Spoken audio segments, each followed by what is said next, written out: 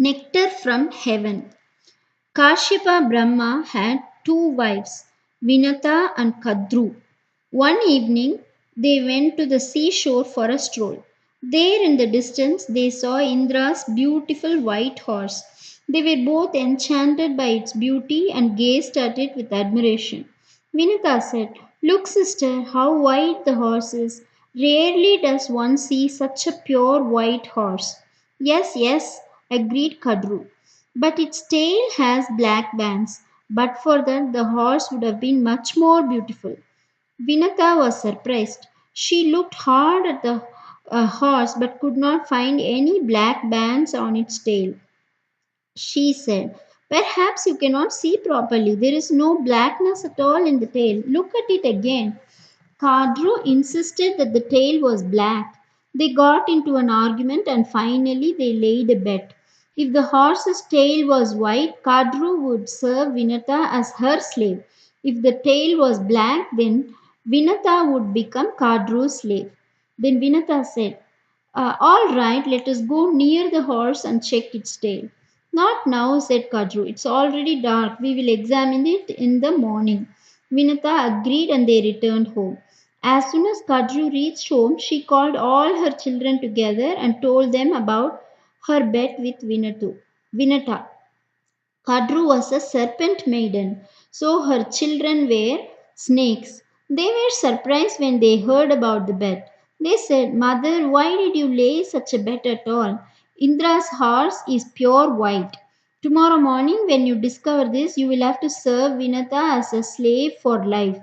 Why did you do such a foolish thing?" Kadru smiled slyly and said, "Of course, I know that the horse is pure white, but I wanted Vinata to be my slave. That is why I proposed such a bet. Now I want your help. You are black in color. Tomorrow morning, before Vinata and I go to the seashore, you go there and wind yourselves round the tail of the horse so that it appears black." Kadru's children were shocked at the proposed deception and refused to be a party to it. Kadru grew angry with them and threatened to curse them. So one of them, called Karkotaka, agreed to do his mother's bidding. Early next morning, Karkotaka reached the seashore and wound himself around the tail of the white horse. After some time, Vinata and Kadru came there. Now the horse's tail appeared to be black even from a distance. There was no need to go closer and confirm the color. Vinata was dejected, but she had lost the bet, so she had to become Kadru's slave. Many years passed. There was no help in sight except that Vinata was lucky and happy to have a powerful son, Garuda. But as the son of a slave woman, he too had to serve his stepmother and stepbrothers. He was at their beck and call all the time. Garuda could not understand why he should serve his stepbrothers. So one day he inquired from his mother as to how she became Kadru's slave. On hearing the whole story, he wanted to be released from the bondage of slavery. He approached his stepbrothers and asked them on what condition they would agree to release his mother and him. They replied that they would release Garuda and his mother from bondage if Garuda could bring them the pot of nectar from heaven. Garuda flew straight to heaven with his parents' blessings. He entered the palace where the pot containing the nectar was carefully guarded by the celestials. He fought and defeated the celestials who were keeping a watch over the palace and flew away with the pot. The defeated celestials raised a big hue and cry, and all the gods came rushing. When they found that the nectar had been taken away by a mere mortal, they grew angry and pursued him. Garuda fought all the gods with his powerful wings and continued his flight. The gods were unable to stop him. Indra, the king of gods, approached Garuda and inquired why he was stealing the nectar from the gods. Garuda then explained his own predicament to Indra. He had to steal the nectar, but he suggested to Indra that there might be a way out. He said, "O king of gods, my stepbrothers are the source of all our miseries. I do not want them to enjoy the nectar. though I am carrying it for them.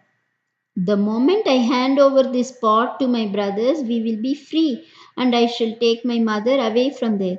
Could you not steal the nectar back? They will not be able to stop you.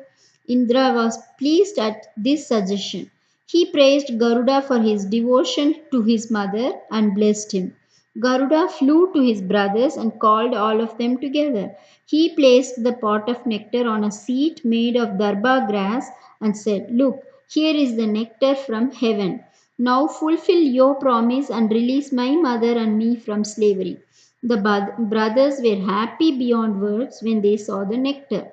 They proclaimed in one voice that now Garuda and his mother were free.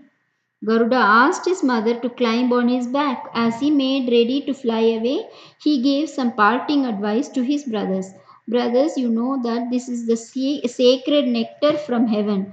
Before you drink it, take a bath and become pure, otherwise, it will not be of any use to you. And flapping his wings, he flew away with his mother. The snakes rejoiced at their good fortune, and as suggested by Garuda, went to take a bath. Indra was hiding nearby, and seeing this opportunity, he immediately snatched up the pot. One of the brothers saw him and cried out, but by the time they all came running to protect the pot of nectar, it was too late. Indra was already far away. They gazed at his receding figure with rage and frustration until it disappeared from view. Looking at the empty seat of grass, they saw a few drops of nectar that had fallen from the pot. They eagerly crawled towards the seat and licked the drops of nectar. The sharp points of the grass tore their tongues. Since then, all snakes have a forked tongue.